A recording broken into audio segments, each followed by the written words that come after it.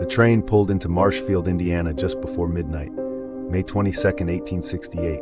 It stopped to take on wood and water, a routine stop on a routine route. 12 men moved out of the darkness.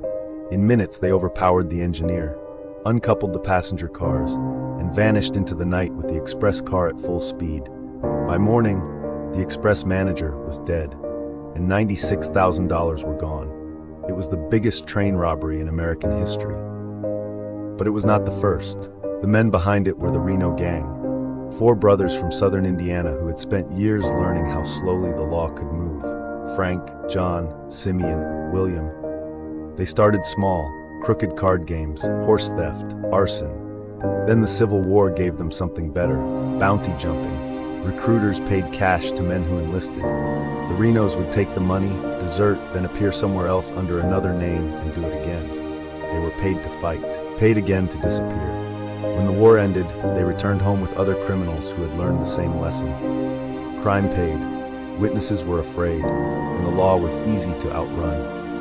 A post office was robbed, a general store was hit, a witness agreed to testify. Before the trial, he was murdered. Then Frank Reno looked at something no gang had seriously targeted before, a moving train. On October 6, 1866, John Reno, Simeon Reno, and Frank Sparks boarded an Ohio and Mississippi train at Seymour, Indiana. 3 masked men moved into the express car. They put a gun on the messenger, broke open the safe, and took $16,000. Then they pulled the bell rope. The engineer slowed the train.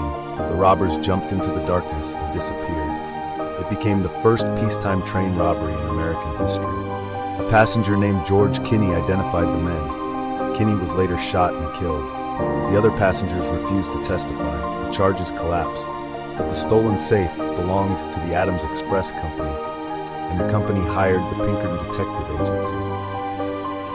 Now the Renos had professional detectives hunting them. They did not slow down. Courthouses were robbed. County treasuries were emptied. John Reno was arrested and sentenced to 25 years hard labor. Frank was tracked to Council Bluffs and locked in jail. On April 1, 1868, the remaining gang members broke through the wall and freed him. They left a note, April Fools. Weeks later, Frank planned something much bigger. Marshfield. 12 men boarded the train. They seized the locomotive, uncoupled the passenger cars, and took control of the express car. Inside was one of the largest cash shipments ever carried on the line, $96,000.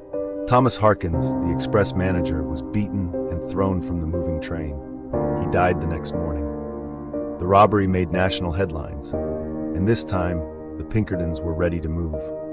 On July 9th, 6 gang members attempted another train robbery near Brownstown. They had no idea that 10 Pinkerton agents were already hidden inside the express car. When the outlaws broke in, they walked directly into an ambush. Gunfire filled the car. 3 men were wounded. 1 was captured, and he talked. Within days, several gang members were sitting in the Seymour jail.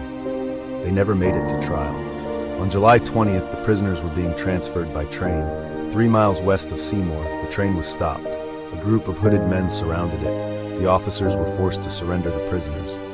Theodore Clifton, Volney Elliott, Charles Roseberry.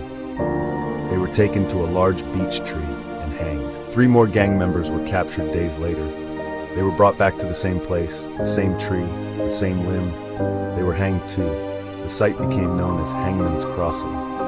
6 men were dead, but the Reno brothers were still free. Frank fled to Windsor, Ontario. Alan Pinkerton pursued him personally. After months of pressure, Frank was extradited back to the United States. He was taken to the New Albany jail in Indiana. Simeon and William were already there. 3 brothers, 1 jail, in a town that had already decided what should happen next. In the early hours of December 12, 1868, roughly 65 hooded men arrived by train. They cut the telegraph wires, marched to the jail, and forced their way inside. The sheriff refused to hand over the keys. He was beaten, then shot in the arm. His wife surrendered them. Frank Reno was dragged from his cell first, then William, then Simeon, then gang member Charlie Anderson. All 4 were hanged before dawn. Frank Reno and Anderson were in federal custody at the time. The killings became an international incident. The United States government later issued a formal apology to Canada and Great Britain. John Reno was the only brother to survive. He served his prison sentence in Missouri and eventually returned to Seymour. But most of the money stolen by the Reno Gang was never recovered. For decades, stories spread that the brothers had buried part of it across the Indiana countryside. Treasure hunters still search for it. The Reno Gang operated for only a few years, but in that time, they helped create a new kind of American crime. Rob the train, take the cash, disappear before the law could react. The James Younger Gang copied it. The Daltons copied it, and generations of outlaws followed.